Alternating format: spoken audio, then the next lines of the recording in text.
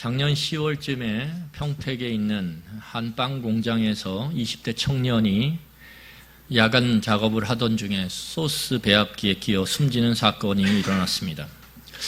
이 사고가 일어나기 불과 일주일 전에 이미 유사한 끼임 사고가 발생했음에도 불구하고 회사는 그것을 대수롭지 않게 여겨서 어떠한 안전조치도 취하지 않았습니다.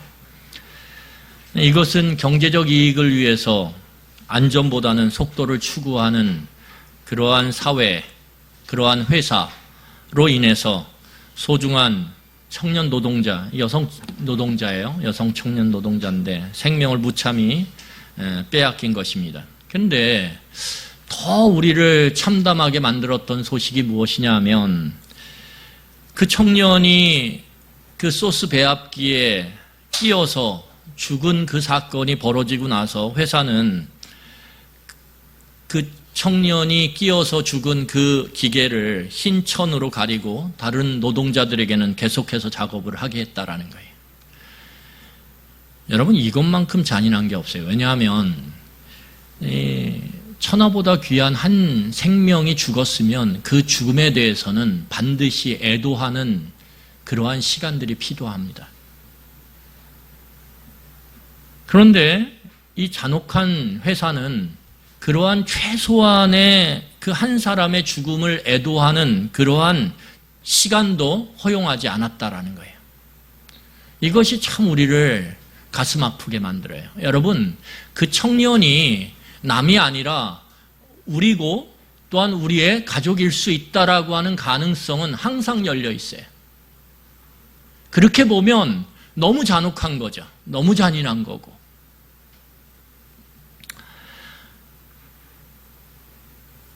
여러분, 우리가 살아가는 이 사회는 경쟁 사회예요. 왜 회사가 그렇게 할까요? 왜? 빨리빨리 경쟁을 해서 생산을 해야 그 회사가 다른 회사를 이길 수 있거든요. 이러한 경쟁의식이 우리로 하여금 쉼을 누리지 못하도록 만들어요. 여러분, 치열한 경쟁 사회에서는요, 쉰다라고 하는 것, 이게 사치죠. 사치예요. 어디서 쉬어? 몸이 움직일 때 더 모아야지, 더 일해야지. 여러분, 이게 우리 안에 울려 퍼지는 소리 아닙니까?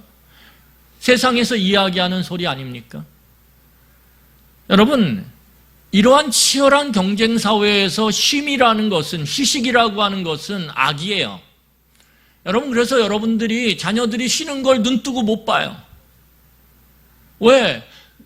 네 옆에 경쟁자는 지금 열심히 두 눈 부릅뜨면서 공부하고 있을 텐데, 그러면 경쟁에서 뒤처질 텐데, 뒤처지면 불행할 텐데, 이 공식들이 우리 안에 계속 우리를 움직여요. 그래서 어떻게 하게 만듭니까?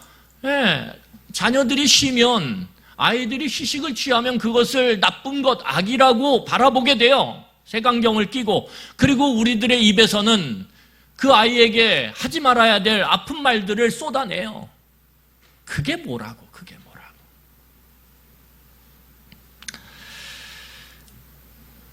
여러분, 그래서 우리 사회는 끊임없이 경쟁을 부추깁니다. 끊임없이 경쟁을 부추겨요.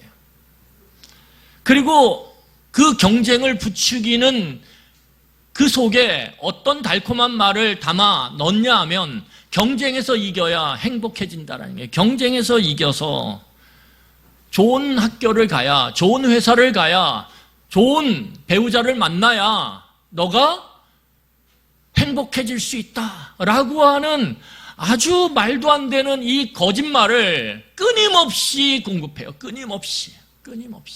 그게 광고가 됐든 그게 주변 사람의 말이 됐든 너는 이 경쟁에서 이겨야 행복해진다.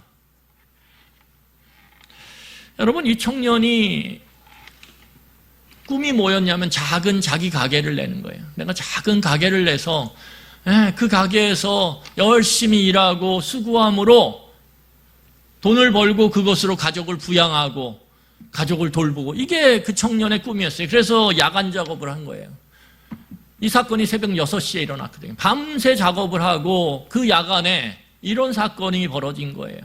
그런데 여러분, 이 청년의 그 자꾸 소박한 꿈이 이 무참한 이 잔인한 사회의 경쟁 시스템 안에 들어가 버리니까 어떻게 되냐면 어떻게 됩니까?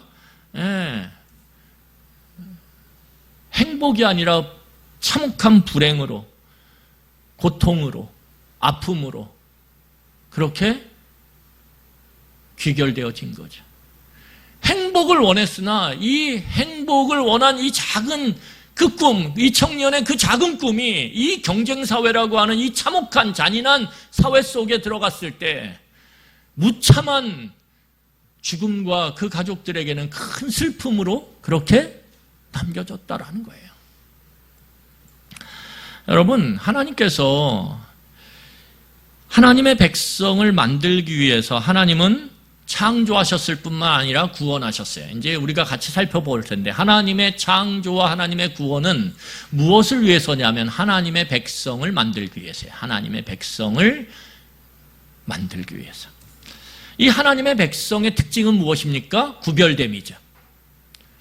여러분, 세상의 백성과 하나님의 백성은 다를 수밖에 없어요. 왜요? 세상은, 그리고 세상으로 대표되는 이 출애굽기에서 바로라고 하는 그 인물은 통치자고 그 통치자와 하나님이 다스리는 하나님의 백성, 하나님의 통치는 전혀 성격이 다르거든요. 그러니까 통치자의 그 통치의 성격에 따라서 그 다스림을 받는 백성들은 다를 수밖에 없어요. 여러분, 왜 자녀들이 그럴까라고 살펴보면 그 자녀들의 문제가 아니에요. 대부분의 문제는 부모의 문제예요. 왜요? 부모의 다스림이 다르기 때문에, 그 성격이 다르기 때문에. 여러분들이 제가 간절히 간곡하게 부탁하고 싶은 말이 있어요. 어떤 말이냐면 부모의 책임을 쉽게 다른 사람에게 넘기지 마세요. 이 책임은 하나님께서 주신 엄중한 책임이에요. 근데 우리는 너무 쉽게 이 부모된 책임을 학교 선생님에게, 학원 선생님에게, 교회 선생님에게 그렇게 넘겨버린단 말이에요. 여러분, 일주일에 몇 번 만나는데요. 그들과 얼마나 깊은, 속 깊은 이야기를 할 수 있겠어요? 자녀를 양육하는 데 있어서의 전적인 책임은 부모에게 있는 거예요.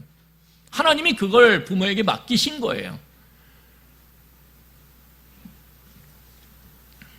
여러분, 그래서 이 하나님의 백성은 구별된다라는 거고, 그 구별됨이 어디서 나타나야 되냐면 삶의 방식에서 나타나야 된다라는 거예요.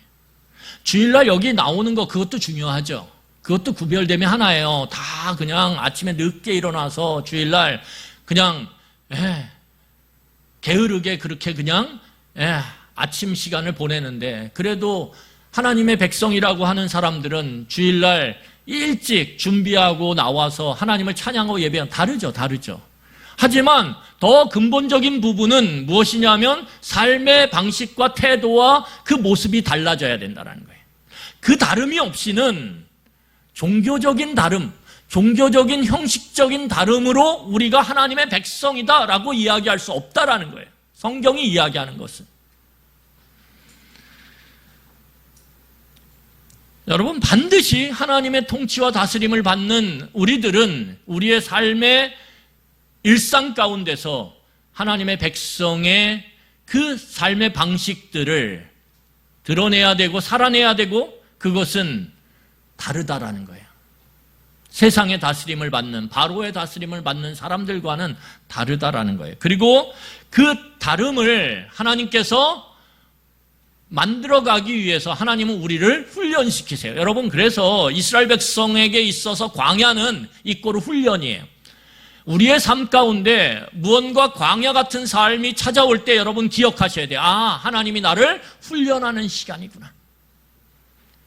여러분, 그것이 공간의 문제가 됐든 시간의 문제가 됐든 내 삶이 참 광야 같다라고 하는 그러한 순간 우리는 기억해야 돼요. 이 시간이 하나님의 훈련의 시간이다. 왜 훈련을 해요? 하나님의 백성으로 만들기 위해서. 여러분, 오늘 우리가 출애굽기를 쭉 살펴보겠지만 하나님의 이 훈련의 과정을 보면 하나님은요 설득을 해요. 이스라엘 백성들을 끊임없이 설득해요. 저는 이렇게 못해요. 이렇게 하겠습니까? 똑같은 문제를 40년 동안 똑같이 반복하는데도 하나님은 끝까지 설득해요. 끝까지. 이것이 하나님의 인내예요. 여러분, 그래서 하나님의 백성된 자, 우리는 그것을 하나님의 형상이라고 얘기하죠. 하나님의 모양. 그것은 결국 닮았다라는 거예요. 이 닮음의 모습 가운데 그리스도인들이 가져야 되는 게 뭐냐면 인내예요. 포기하지 말아야 돼요. 포기하지 않으면 반드시 우리 안에 회복의 기회가 온다라는 거예요. 그래서 포기하지 마세요. 하나님은 하나님의 백성을 포기하지 않아요. 끝까지 설득해요. 끝까지. 이 훈련의 과정 속에서 끊임없이 설득해요. 그 설득, 끝까지 참으시면서 설득하는 과정을 통해서 하나님은 하나님의 백성을 만들어간다는 거예요. 그런 측면에서 보면 여러분들의 자녀를 향해서 여러분들이 가져야 되는 마음이 뭐예요? 가장 중요한 게 딱 나와야죠. 뭐예요? 끝까지 참는 거예요. 끝까지.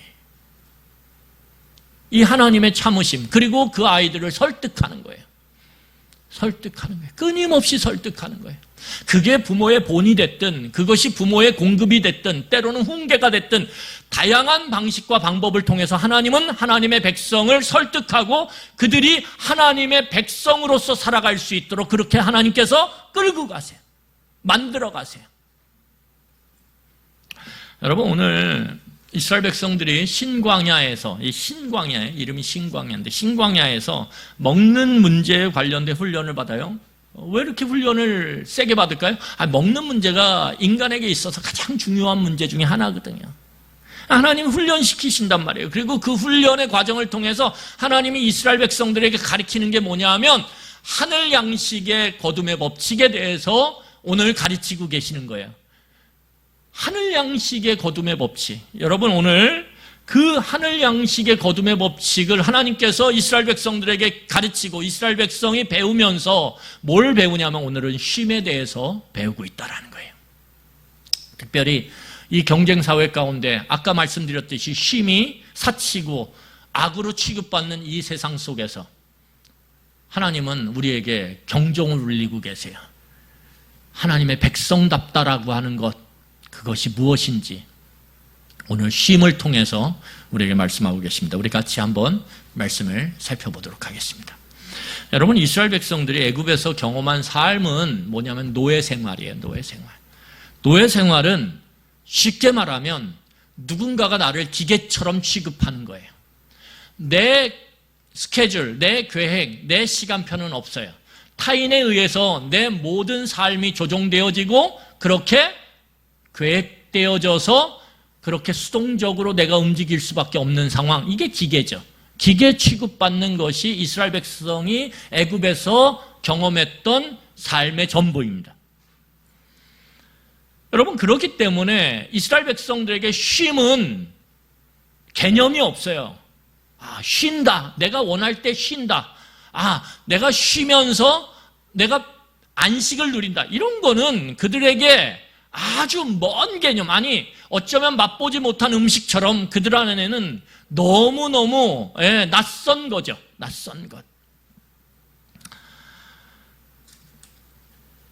여러분, 아까 말씀드렸듯이 세상은 끊임없이 경쟁을 부추겨요. 경쟁에서 이겨야 행복하다라고 얘기해요. 그런데 이 세상의 논리, 이 세상의 강력한 생각이 우리를 지배해요. 여러분 지배해요, 여러분들을. 제가 그랬잖아요. 광고에서든 뭐든 우리는 끊임없이 이 생각을 주입받고 있다고. 여러분, 광고를 한번 보세요. 그러면 어떻게 합니까? 여러분 주무시기 전에 핸드폰 보면서 어떻게 해요? 이런 상품이 나왔네. 쇼핑하잖아요. 쇼핑. 그거 하지 마세요. 왜? 자기 전에 그렇게 하면 어떻게 됩니까? 이걸 발라야 예뻐지는데, 저 옆 사람보다 더 예뻐지는데, 그 마음이 일어나서 잠이 제대로 오겠습니까? 내일 빨리 깨가지고 주문해야지. 주무시기 전에 쇼핑하지 마세요. 왜 우리를 계속 강요하고 이걸 사야 네가 행복해져. 이걸 사야 너가 너무너무 좋아져. 다른 사람보다 빨리 이것을 구매해. 그러면 내가 할인 혜택을 줄게. 막 이런단 말이에요. 그리고 요즘에는 막 뭐도 있어요? 할인 혜택 붙여놓고선 시간을 이렇게 만들어 놓더라고요. 시간을. 똑딱, 똑딱, 똑딱. 이제 10분 남았습니다. 똑딱, 똑딱. 5분 막.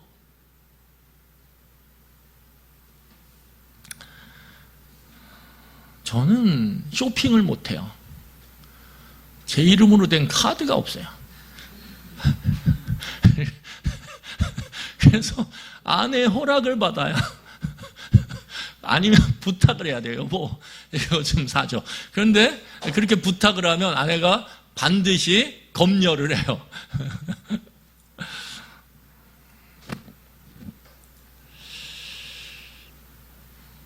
여러분, 이러한 경쟁을 부추기는 사회 가운데서 그러면 우리가 누구랑 경쟁할까요? 여러분, 누구랑 경쟁할까요?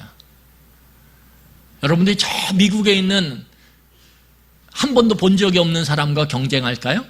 저 유럽에 있는 여러분들이 알지도 못하는 사람, 이름만 들어본 유명한 사람하고 여러분 경쟁할까요? 아니요. 누구랑 경쟁하냐면 이 경쟁의 시스템 안에 들어가게 되면 우리는 가장 옆에 있는, 가까이 있는 사람과 경쟁하게 되어 있어요.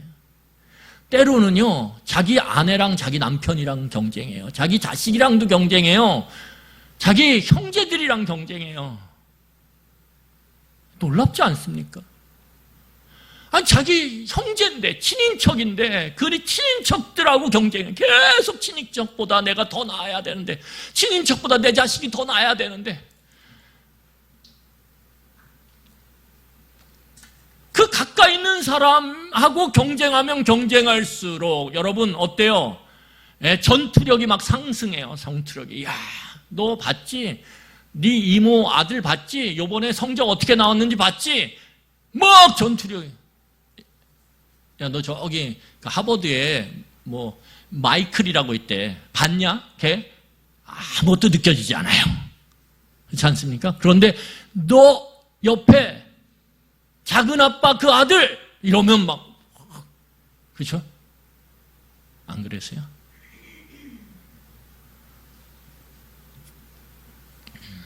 그러니까 가까이 있는 사람과 경쟁하게 돼 있고, 그렇게 가까운 사람과 경쟁하다 보면 어떻게 됩니까? 불행을 안고 살아가요. 늘 불행을 안고 살아가고, 불안함을 안고 살아가고, 평화가 없어요. 왜? 그 사람 늘 만나거든. 근데 경쟁 상대인데, 마음으로, 얼굴로는 하하하 호호 이러는데 마음으로는 널 따라잡아야 돼, 널 짓밟아야 돼, 이렇게 하고 있는데 평안이 오겠습니까? 말도 안 되죠. 여러분, 그러기 때문에 사람들이요, 쉰다 그러지만, 목사님 쉬어요, 우리. 쉬죠.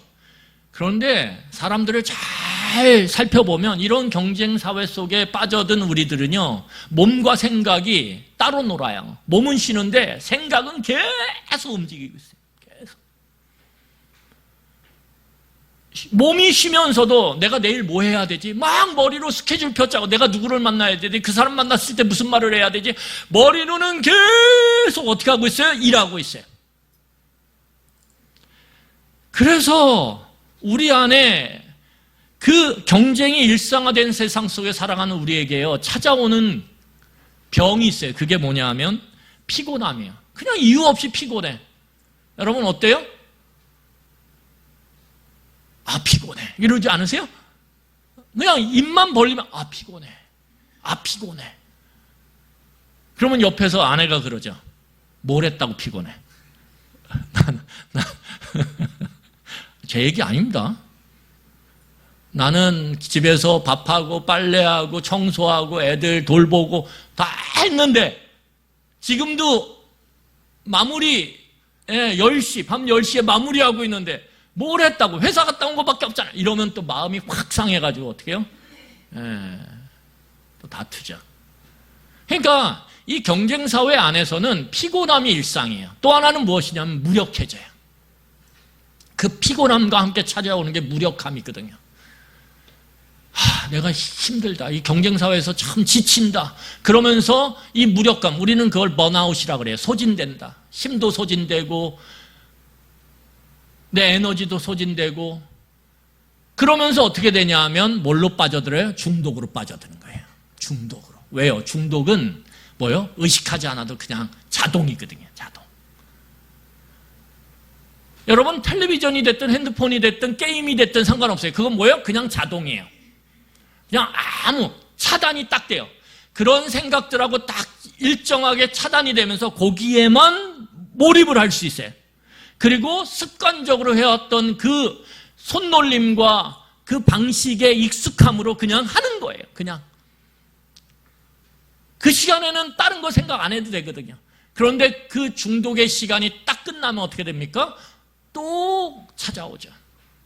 피곤함과 무력감이. 그래서 여러분, 이 땅의 양식만 알고 살아가는, 그래서 경쟁이 일상화된 삶 속에서의 사람들은 마치 끊임없이 자전거 페달을 밟아야 되는 것처럼 그렇게 살아가요. 왜? 자전거 페달을 내가 밟지 않으면 나는 자전거에서 내려온다. 내려올 수 있죠. 내려왔다 또 타면 되잖아요.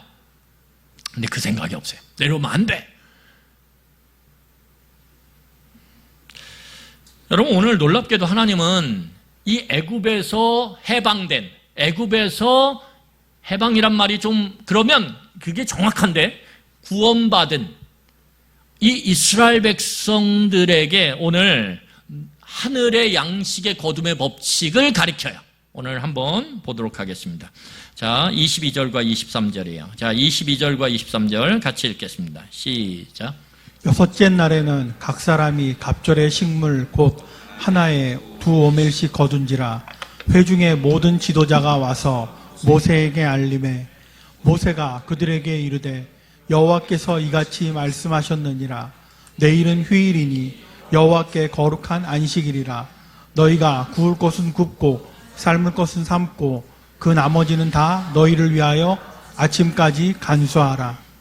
여러분 오늘 여섯째 날이 되자 하나님은 이스라엘 백성들에게 2배의 만나를 거두라고 말씀하세요.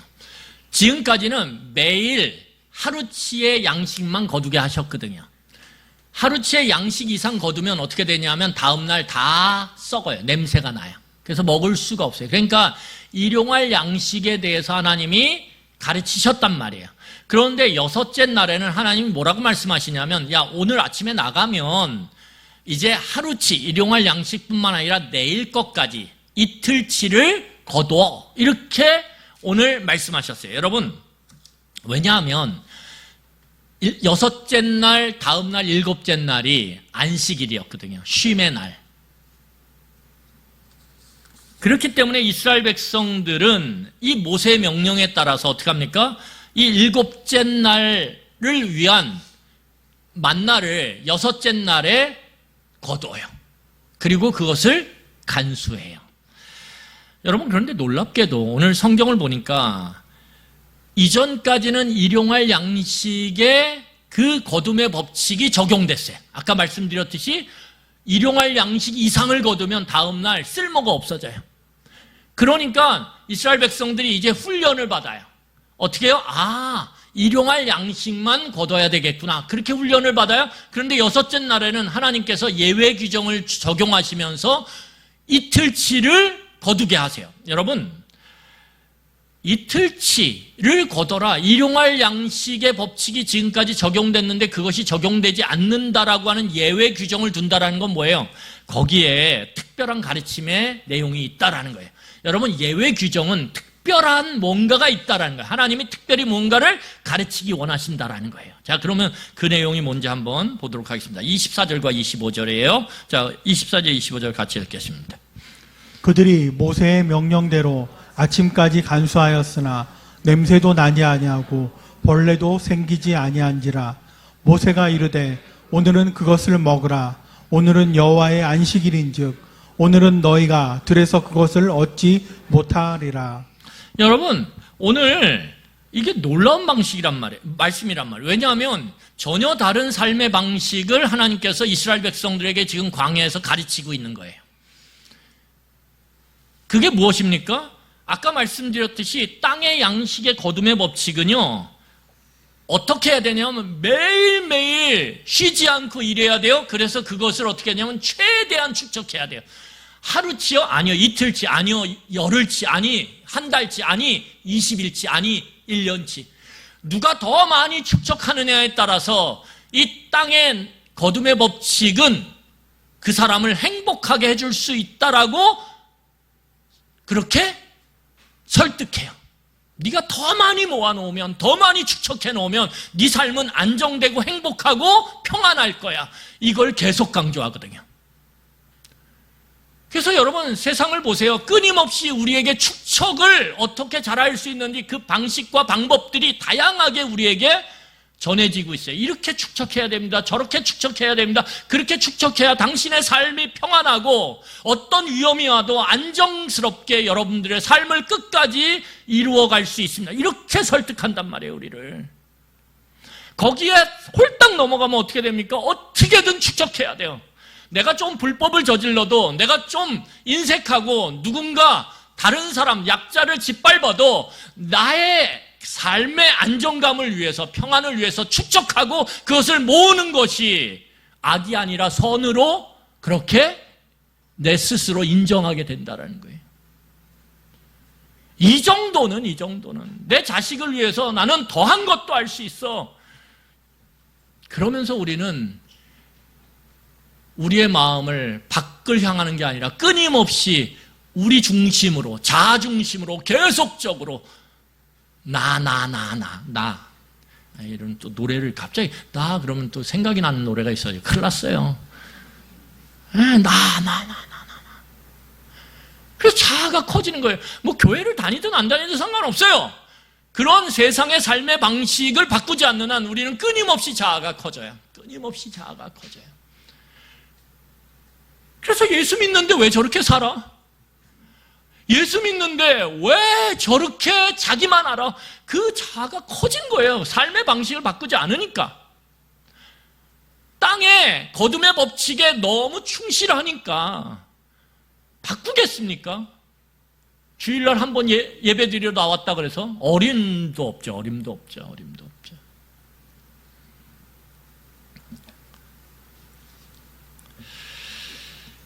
여러분, 그래서 땅에 거둠의 법칙이 적용되는 곳은 어디든 쉼이 없어요. 힘이 없어요. 그런데 오늘 하나님은 뭘 허락하시냐면 이스라엘 백성들에게 광야에서 쉼을 허락하세요. 쉬어라. 내일은 일 안 해도 돼. 오늘 거둔 거 니네가 내일까지 먹을 수 있도록 내가 예외의 규정을 둘 거야.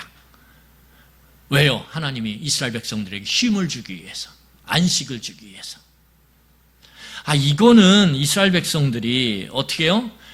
애굽에서 누려본 적이 없어요. 세상에서 누려본 적이 없어요. 오늘 경쟁하지 않고 오늘 그냥 마음을 탁 놓고 오늘 온전한 쉼을 누리는 것, 이건 경험해 본 적이 없거든요.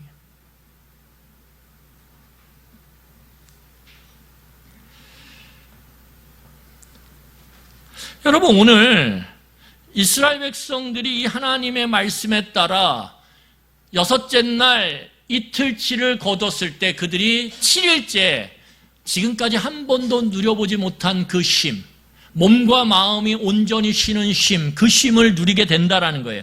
그럴 때 이스라엘 백성들이 놀랍게도 필요의 늪에서 빠져나오게 돼요. 여러분, 우리는 늘 이게 필요해. 그 필요의 늪에 빠지기 시작하면 어떻게 됩니까? 우리 안에 소유의 욕구가 일어나기 시작해요. 나 이거 필요한데. 그러면 왜? 그걸 갖고 싶어져요.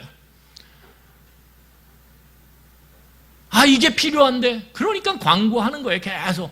당신에게 이게 필요합니다. 당신에게 이게 반드시 필요합니다. 이게 필요해요. 그리고 우리를 자꾸 필요의 늪으로 끌어들여요, 세상은. 그러면 어떻게 됩니까? 거기다 발을 탁 집어넣는 순간 계속 우리는 빨려 들어가요. 진짜 필요하다, 이게.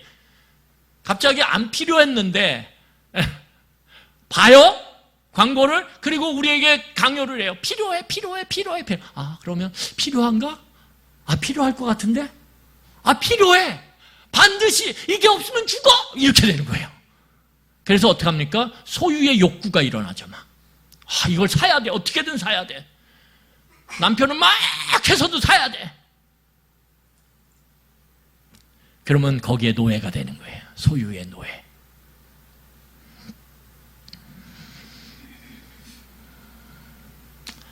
이 소유의 노예가 되는 순간 우리는 쉼이 사라져요.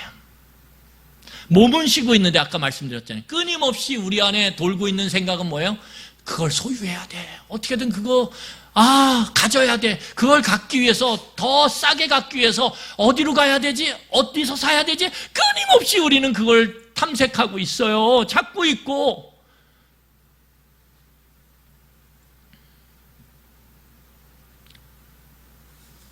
여러분, 세상은요, 우리에게 이 필요를 자극해서 소유 욕구를 팽창시켜서 그 소유를 통해서 우리 안에 행복과 불행을 나누게 만들어요.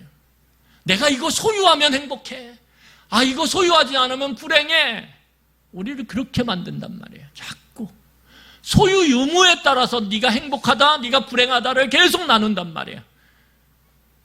여기에 빠져들면 여러분, 우리는 절대 하나님의 백성으로서의 그 평안함을 맛볼 수가 없어요.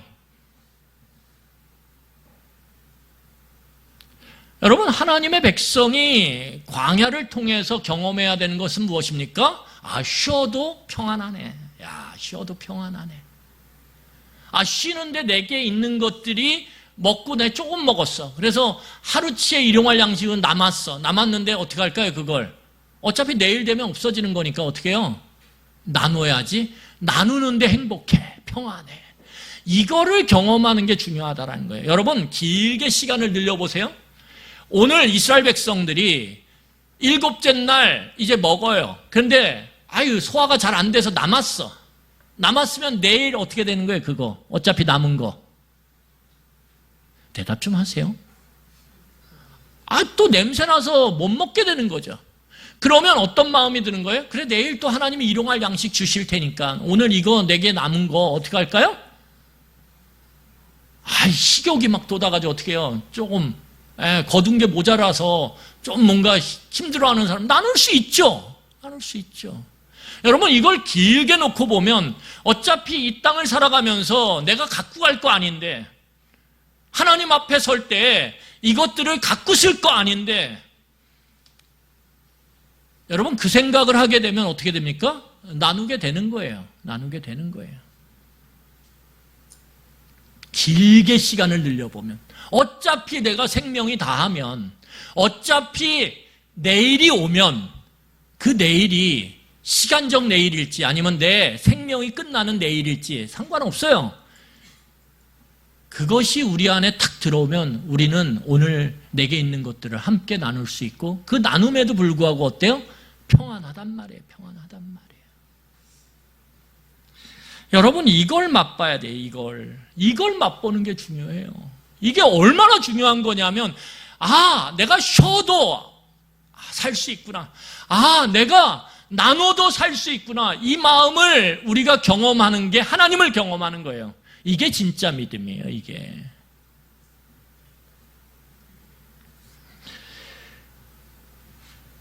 여러분,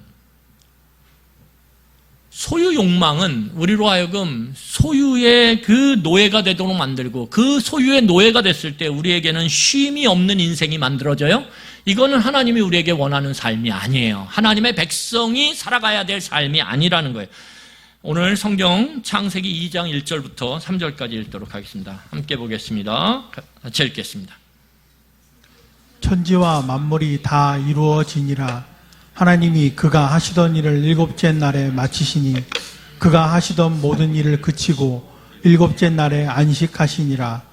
하나님이 그 7째 날에 복되게 하사 거룩하게 하셨으니 이는 하나님이 그 창조하시며 만드시던 모든 일을 마치시고 그날에 안식하셨음이니라.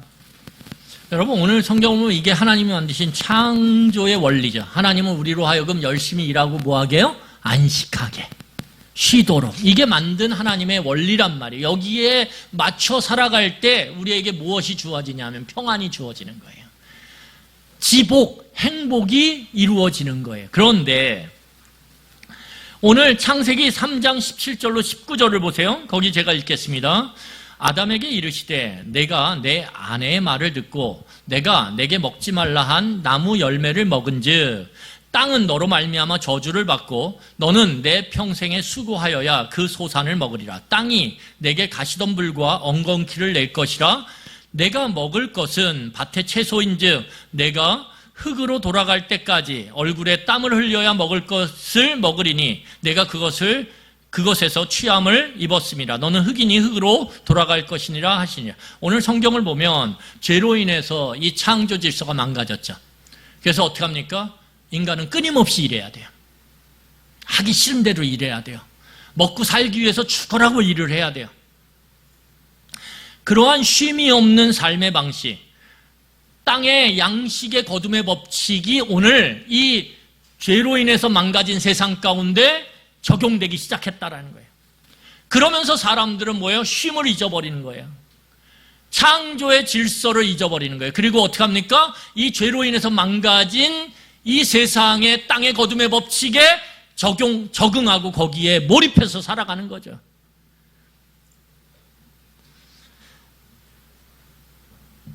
여러분, 오늘 그래서 안식일은 단순하게 그냥 쉬는 게 아니에요. 안식일은 그냥 오늘 그냥 쉰다. 그 쉼에 초점이 있는 게 아니라 오늘 성경을 보면 하나님의 그 회복을 경험하는 것, 그 회복을 누리는 것, 그래서 평안함에 이르는 것, 그것이 오늘 이 안식일이 우리에게 주고 있는 의미라는 거예요. 그래서 여러분 오늘 출애굽기 20장 11절을 보세요. 자, 20장 11절 보세요. 굉장히 중요합니다. 20장 11절 제가 읽겠습니다. 이는 엿새 동안에 나 여호와가 하늘과 땅과 바다와 그 가운데 모든 것을 만들고 일곱째 날에 쉬었음이라. 하나님 쉬셨다고 말해요. 창조하시고. 왜? 그러므로 나 여호와가 안식일을 복되게 하여 그날을 거룩하게 하였느니라. 하나님이 안식일을 어떻게 해요? 복되게 해서 거룩하게 구별되도록 만들었어요. 자, 그런데 왜 했냐면 하나님 그때 창조하셨기 때문에, 창조하시고 쉬셨기 때문에, 창조의 그 질서 가운데 이 안식일이 있다라는 거예요. 이해가 되십니까? 그런데 신명기 5장 15절을 보세요. 신명기 5장 15절이에요. 신명기 5장 15절 같이 읽겠습니다. 시작. 우리 5장 15절, 신명기 5장 15절이에요. 보여주세요. 5장 15절. 없습니까? 예. 제가 읽을게요. 신명기 5장 15절. 너는 기억하라. 내가 애굽 땅에서 종이 되었으니 내 하나님 여호와가 강한 손과 편팔로 거기서 너를 인도하여 내었으니 그러므로 내 하나님 여호와가 내게 명령하여 안식일을 지키라. 안식일을 왜 지키라 그래요? 구원받았으니까. 자, 그러면 잘 보세요. 하나님이 안식일을 지키라고 말해요. 쉬라고. 그러면 그 쉼은 뭐 때문이에요? 창조와 구원 때문이에요. 그러니까 하나님이 창조하셨어요. 하나님의 형상으로, 하나님을 닮은 존재로 만드셨어요. 그 닮은 존재로 살아가는 창조 질서 가운데 우리들은 뭐예요? 반드시 쉬어야 돼요. 그런데 그게 죄로 인해서 망가졌단 말이에요. 그래서 쉼없이 경쟁하고 그 안에서 우리는 축적해야 행복해지고 축적해야 우리는 평안하다라는 그 죄로 인해서 망가진 세상의 강력한 생각 앞에서 우리는 무릎을 꿇고 거기에 복종하기 시작했단 말이에요. 근데 하나님이 어떻게 하셨어요? 이스라엘 백성들을 구원하사 애굽으로부터 세상으로부터 해방하사 그들로 하여금 뭘 지키게 하셨어요? 이 창조 때의 창조 질서를 다시 회복하여 지키도록. 왜요? 그래야 우리에게 근본적인 하나님과의 관계 안에서의 평안이 이루어지기 때문에. 하나님이 이걸 가르치고 싶어 하는 거예요. 이걸. 내가 창조 때 너를 행복하게 해줄 수 있는, 평안하게 해줄 수 있는 창조 질서를 마련했는데 그 끝이 뭐냐면 쉬는 거야. 그냥 하나님과의 관계 안에서 평안하게 쉬는 것. 어떤 걱정도 염려도 하지 않고 하나님을 의지해 서서, 하나님을 기대 서서, 너를 만드신 그 하나님을 기대 서서 그 하나님이 너를 붙들어 주시고 너를 공급하시고 너를 인도하심을 믿고 그냥 기대 서서 쉬는 것. 마치 어린 자녀가 부모에게 온전히 끌어안고 거기서 쉼을 누리며 스르르 잠이 드는 것처럼 그 쉼을 너가 누리기를 원한다라는 거예요. 그런데 그게 죄로 인해 망가졌거든요. 그래서 우리는 쉬질 못해요. 쉬면 불안해요. 이래야 행복이 찾아올 것 같은 그 말도 안 되는 신기루를 찾고 있거든요. 그런데 하나님은 말씀하시죠. 내가 너를 다시 죄로부터 회복할 거야. 그래서 너로 하여금 나를 의지해서 쉬는 것이 무엇인지 그 쉼을 통해 평안을 누리게 할 거야. 하나님 그렇게 우리에게 참된 소리, 진짜 소리, 이게 복음이죠. 그래서 너희가 진리를 알지니 진리가 너희를 자유케 하며 쉼으로 인도하리라.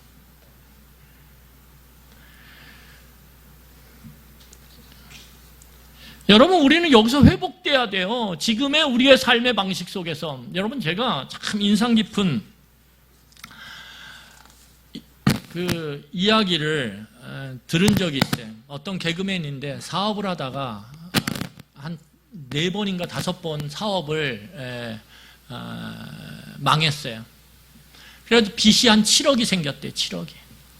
이 사람이 참 후배 개그맨들을 아끼고 사랑했나 봐요. 그래서 후배 개그맨들이 회식을 하는데 그 회식비를 그게 뭐 몇십만 원이었나 그런데 어쨌든 회식비를 냈대요. 같이 갔다가 옆에 있는 후배들이 회식을 하길래 그 회식비를 자기가 자기 밥값을 치르면서 냈다는 거예요. 그랬더니 옆에 있는 후배가 아니 선배님 저희보다 선배님이 더 힘든데 왜냐면 너무 소문이 많이 나가지고 이 개그맨이 빚이 많이 있다라는 걸 다 아는 거예요. 사업이 다 4번, 5번 망했다라는 걸 아는 거예요. 그러니까 걱정을 해주더래요. 아니 그 빚이 7억이나 있는데 이렇게 몇십만 원, 한 50만 원이었나 60만 원 그걸 밥값으로 내주시면 어떡합니까? 그랬더니 이 개그맨이 뭐라 그랬냐면 제가 그걸 들었는데 와 이렇게 탄성이 나왔어요. 야 7억이나 7억 50만 원이나 똑같아. 이게 저한테는 와 진리의 말씀으로 확 다가오는 거예요. 7억이나 7억 50만 원이나 똑같다는 거예요.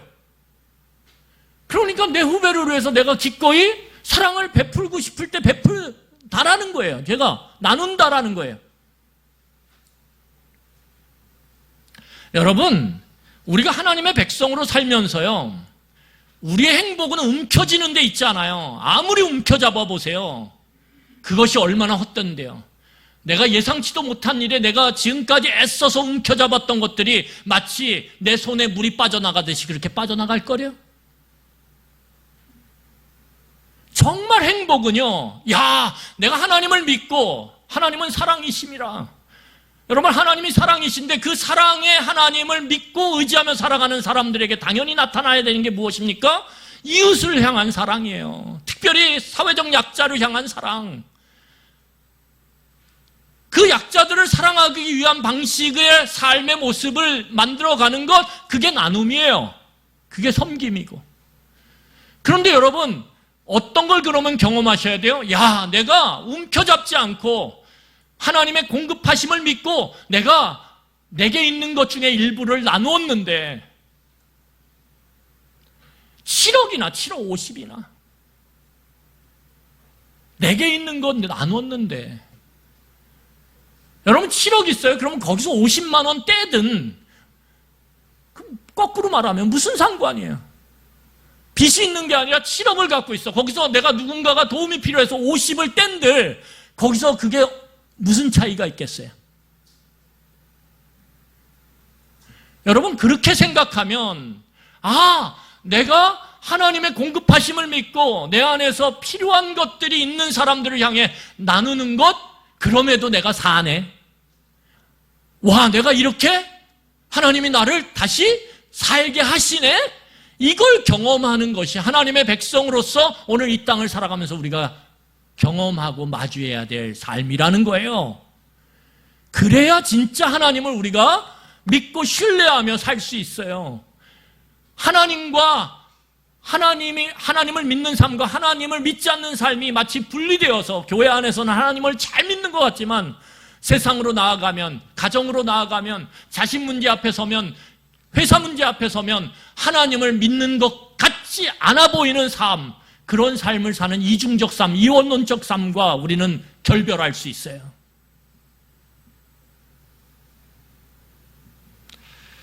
오늘 성경을 보세요. 이스라엘 백성들이 먹고 사는 문제에 관해서 이 하늘 양식의 거듭의 법칙을 40년 동안이나 훈련받아요. 40년 동안. 여러분, 40년 동안 훈련받아요. 35절 같이 읽겠습니다. 우리 35절이에요. 같이 읽겠습니다. 시작. 사람이 사는 땅에 이르기까지 이스라엘 자손이 40년 동안 만나를 먹었으니 곧 가나안 땅 적경에 이르기까지 그들이 만나를 먹었더라. 예, 그만큼 힘든 거예요. 40년 동안 이스라엘 백성들이 이것을 훈련해도 이스라엘 백성들이 이 훈련을 통해서 그들의 삶의 방식을 온전히 바꿔서 하나님을 의지함으로 내게 있는 것들을 나누는 삶, 이게 힘들단 말이에요. 그러니까 여러분 오늘 살아가시면서 이 하늘 양식의 거듭의 법칙, 내가 쉼을 누리며 하나님을 온전히 예배하는 이 삶 속에 내가 들어가도 하나님은 내 삶을 붙잡고 계시고 나를 이끄신다라고 하는 이 하나님을 의지하는 이 모습이 참 어려워요. 때로 실패해도요, 낙심하지 마세요. 포기하지 마세요. 왜요? 이스라엘 백성들도 40년 훈련받아도 힘든 거예요. 여러분 오늘 이스라엘 백성들에게 만나를 보관하라고 명령하세요. 자, 우리 32절 33절 보겠습니다. 제가 읽겠습니다. 모세가 이르되 여호와께서 이같이 명령하시기를 이것을 오멜에 채워서 너희의 대대 후손을 위하여 간수하라. 이는 내가 너희를 애굽 땅에서 인도하여 낼 때 광야에서 너희에게 먹인 양식을 그들에게 보이기 위함이라 하셨다 하고, 또 모세가 아론에게 이르되 항아리를 가져다가 그 속에 만나 한 오멜을 담아 여호와 앞에 두어 너희 대대로 간수하라. 여러분 오늘 여기서 눈여겨볼 건 뭐냐면 만나를 보관한 장소예요. 여러분 34절 보세요. 만나를 어디다 보관하냐면 아론이 여호와께서 모세에게 명령하신 대로 그것을 증거판 앞에 두어 간수하게 하라. 여러분 오늘 이 만나를 넣은 항아리를 40년이 지나서 이제 가나안 땅으로 들어가게 될 때 어떻게 합니까? 증거판 앞에다가 그 만나를 보관하라 그래요. 여러분 증거판이 어디에 있습니까? 이 증거판이 법궤 안에 있거든요. 그러니까 법궤 안에 같이 보관하라는 거예요. 그러면 여러분 법궤가 무엇입니까? 법궤가 지금 말로 말하면 하나님과 이스라엘 백성의 결혼 서약서예요. 결혼 서약서. 내가 너하고 결혼했어. 이 언약의 결혼 서약서, 그 결혼 사역서가 있는 법궤 안에다가 이 만나가 들어있는 항아리를 보관하는 거. 왜요? 왜? 결혼 사역서는 무엇입니까? 이거죠. 내가 내 신부인 이스라엘 백성을 신랑인 나 여호와가 끝까지 책임질 거야. 그 책임짐의 증거가 뭐예요? 만나예요. 이해가 되십니까? 결혼 서약서가 딱 있는 거 앞에다가 하나님이 만나가 들어있는 항아리를 놓게 하심으로 이스라엘 백성들이 늘 기억하게 만드는 거예요. 하나님이 나의 신랑 되셔서 내 삶을 책임지신다. 네가 네 삶 책임지는 거 아니야. 너의 애씀이, 너의 수고가 너를 평안하고 안전하고 행복하게 만드는 게 아니야. 네가 애써서 쉼없이 일하고 축적한 것이 너를 안전으로 이끌어가는 게 아니야. 너와 언약을 맺으시고 예수 그리스도 안에서 새 언약으로 어떤 것도 너와 내 관계를 끊을 수 없다라고 그렇게 말씀하신 그 여호와 하나님께서 너의 삶을 광야에서 만나를 먹이듯이 하늘의 양식으로 너를 돌보시는 거야. 그것을 기억하라고, 그것을 잊지 말라고. 오늘 그것을 거기다 보관하라고 하시는 거예요. 내가 책임질 거다. 나 여호와가 책임질 거다. 그거 믿어. 그리고 그렇게 하늘의 양식의 거듭의 법칙을 경험하며 살아야 너에게 쉼이 있고 너에게 여유가 있고 네가 이 경쟁 사회 속에서도 나누며 사랑을 함께 공유하며 이게 행복이구나, 이게 사람 사는 거구나, 이게 사람다움의 회복이구나, 그것을 경험하게 될 거야. 우리에게 이렇게 말씀하시는 거예요. 여러분, 왜 그렇습니까? 왜요? 왜 대대손손 보관해야 돼요? 우리 반주했어요. 왜냐하면 이스라엘 백성의 자녀들이 들어가 살 땅이 가나안 땅이거든요. 가나안 땅. 가나안 땅은 뭐예요? 우리가 지금 살아가는 세상처럼 기회가 있을 때 축적하고 그것을 쌓아넣어야 너가 평안하고 행복하게 살 수 있어 라고 우리에게 끊임없이 그 달콤한 거짓말로 우리를 하나님의 그 하늘 양식의 거둠의 법칙으로부터 멀어지게 만드는, 땅의 양식의 거둠의 법칙에 충실하도록 만드는 그러한 세상이거든요. 거기는요, 가나안 땅은요, 하늘 양식 거둠의 법칙이 존재하지를 않아요. 어디서 쉬기는? 어디서 안식을 누려? 누굴 믿고? 널 믿어야지. 네가 애쓰는 만큼 너는 평안한 거야. 너는 애쓰는 만큼 나중에 행복할 거야. 그게 우리의 믿음이야. 어디서 하나님을 도대체 뭘 믿는다고, 보이지 않는 하나님 믿으면서 오늘 쉬어? 나눠? 섬겨? 말도 안 돼. 너의 축척이 조금씩 줄어들면 너는 불안해지는 거야. 너는 불행해지는 거야. 끊임없이 가나안은 우리에게 그렇게 속삭이거든요. 늪처럼 우리의 삶을 그렇게 끌어당기거든요. 거기에 홀딱 빠지는 순간 우리는 무력해지거든요. 불안하거든요. 오늘 주일날 나와서 이렇게 예배 드리는 게 너무 불안하거든요. 주일날 나와서 다른 친구들 학원에서 공부하고 있는데 책 안 보는 게 너무 불안하거든요. 왜요? 내 삶은 내가 노력하고 땀 흘리는 것만큼 그렇게 행복해질 수 있다라고 그 세상의 거짓말 속에 우리는 홀딱 빠져 있거든요. 아니요. 하나님을 너무 가볍게 보지 마세요. 우리의 지혜를 만드시고 우리를 온전케 하시는 그 하나님을 가볍게 여기지 마세요. 좀 우리의 삶을 어떠한 순간에 하나님의 때에 180도 바꾸실 수 있는 그 하나님의 능력을 가볍게 여기지 마세요.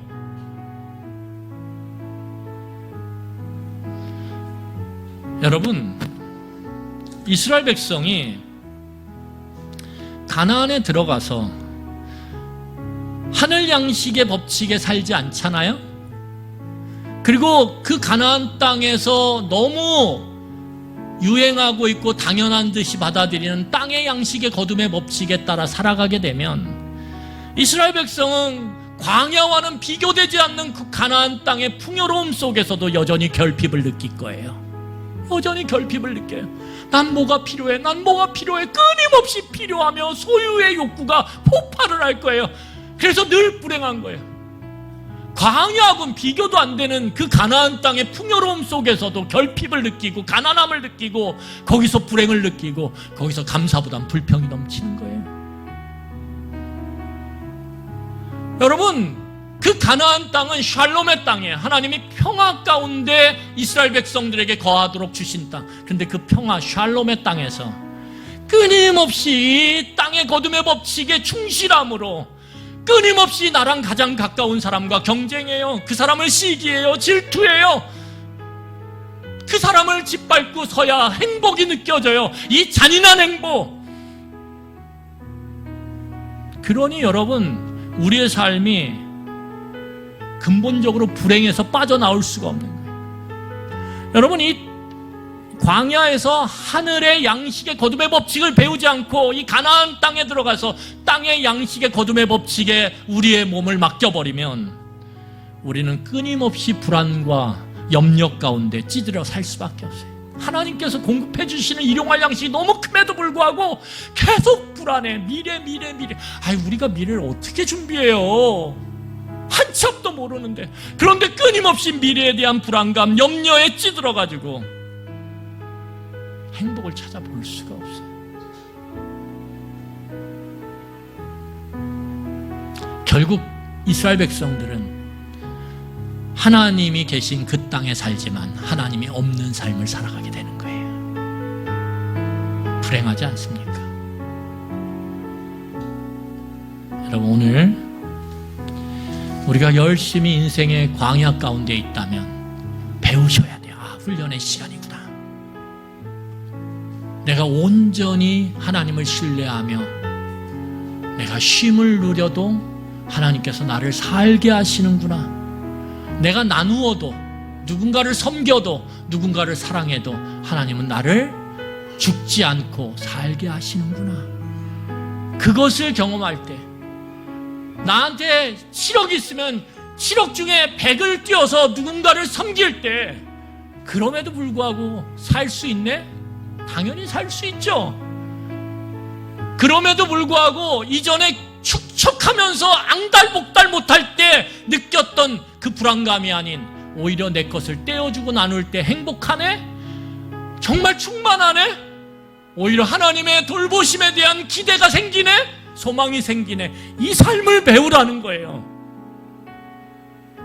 오늘 하나님께서 우리에게 그것을 오늘 가르치고 계십니다.